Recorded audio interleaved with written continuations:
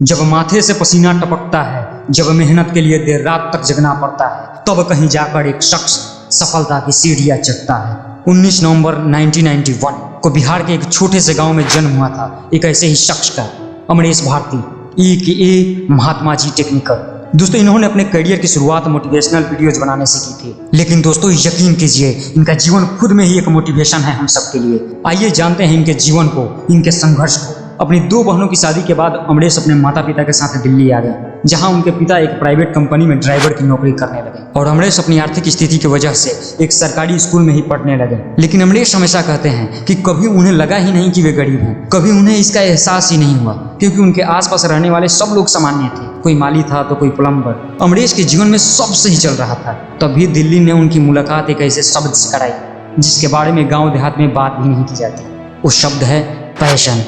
अमरेश ने देखा कि यहाँ हर कोई पैशन के बारे में बातें कर रहा है, हर कोई एक अलग फील्ड के बारे में बातें कर रहा है, डांसिंग, सिंगिंग, पेंटिंग वगैरह वगैरह। अब एक पैशन अमरेश को सपने बुनना सिखा रहा था और अमरेश हर 5-7 महीनों में किसी दूसरे पैशन के पीछे भागने लगते। लेकिन पढ़ाई की अहमियत इन्हें समझ आ गई और कड़ी मेहनत करके 10वीं में अच्छे नंबर से ये पास हुए। और ठीक उसी समय जीवन ने उन्हें एक ऐसा झटका दिया कि वे अंदर तक टूट गए।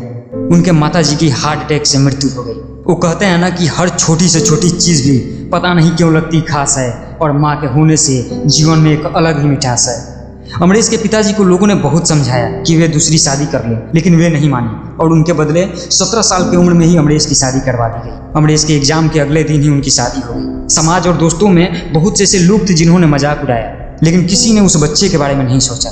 जिस उम्र में हम जिम्मेदारियों के बारे में जानते भी नहीं, उस उम्र में जिम्मेदारियों ने उसे जकड़ लिया।